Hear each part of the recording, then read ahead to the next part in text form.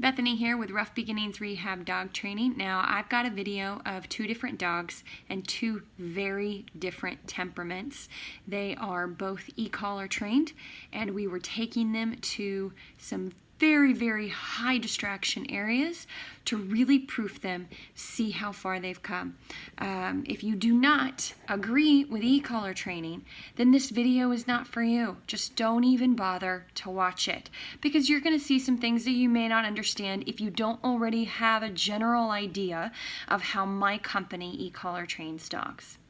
So first is going to be Callie, severely human and dog aggressive and reactive. Not just aggressive towards people that she doesn't know, but also her own owners. So there are high levels of accountability for this dog, and within a few weeks she was walking beautifully down the street, able to have people walk by her, even acknowledge her existence, and not become reactive, protective, as well as many other things we did to make sure that she is no longer allowed to go after her owners.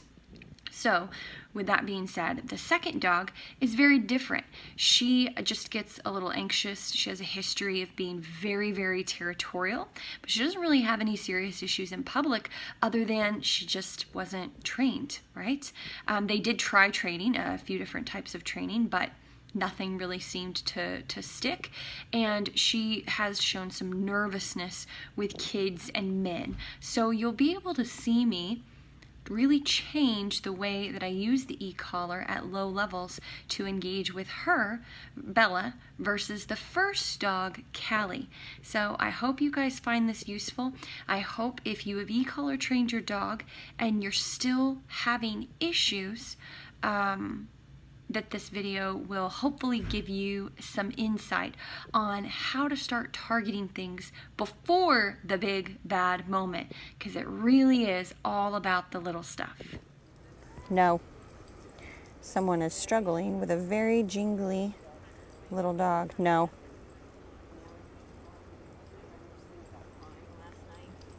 Good. She's been really good.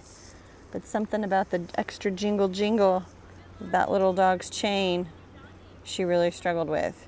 I cued her off a couple times really low, like at a 6 or 7. And then what you guys just saw was a little bit firmer at a 12. And then, of course, she's got, see that leash? She's got almost no slack. So, no. She's got just enough slack to not feel tension on the leash, which is important. What are you doing? Trying to chase a fly? But not enough to where she can get anywhere, right? So as soon as she were to possibly get up and make a bad decision, she couldn't get very far. She couldn't actually get from here to where they were, even with them walking by. Because I'm literally hanging out like this, right? And if I didn't have my phone, I would have the leash in the other hand just to be a little bit cleaner about it.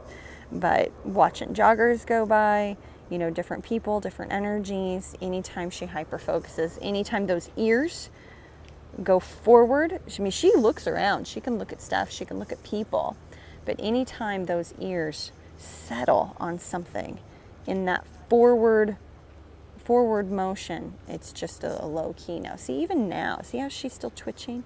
That means she's just listening. Her ears may go forward, but she's just listening, because you see one of them twitching, right? And it's probably the ducks out there. But that's pretty good. Good job, chick. Yeah. See, and I mean, that's on me, so that's different. Yeah, it's different when you hyper-focus on me. This is from her pushing her nose around in the dirt. Yeah. Good job, sweetie. Good job. She's like, it's difficult life. Life is stressful. She's doing so much better, so much calmer in public. She's a bit of a maniac the first week. Just, it's amazing how they can just get on this sensory overload and not know where to look or how to look or what to do. And that's my favorite thing to do, is tap into that and help them be calmer and be able to go places. That's the most exciting part of the work for me, besides working with the owners. Yeah, good girl.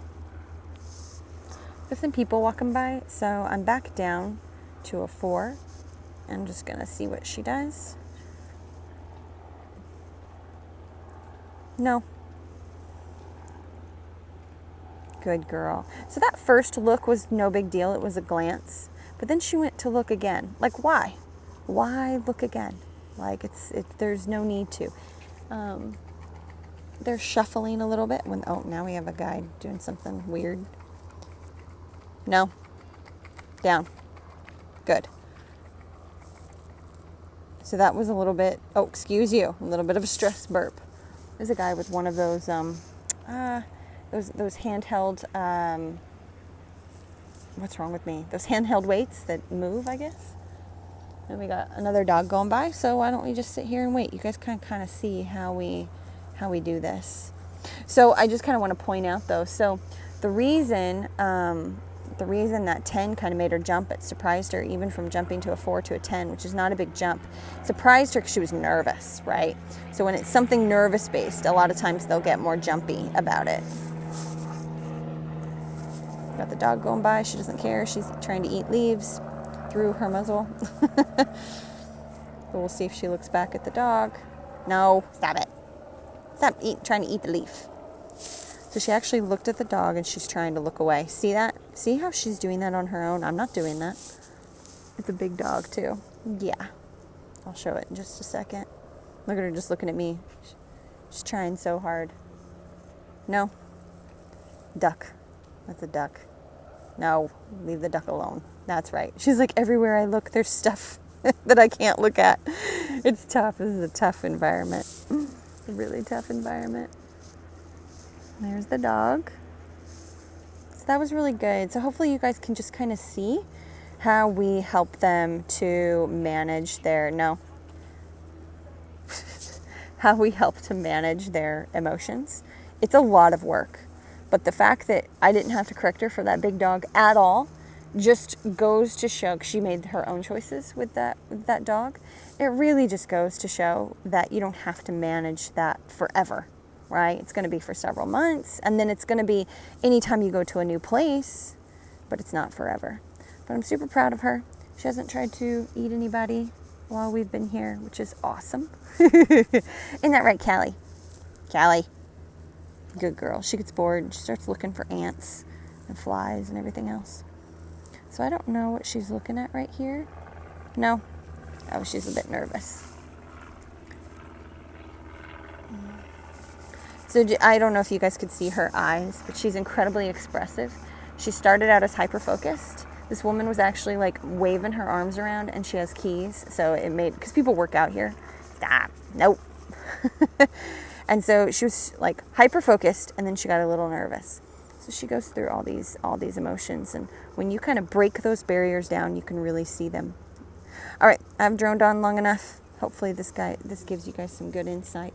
Hanging out at the mall with Bella. Yeah.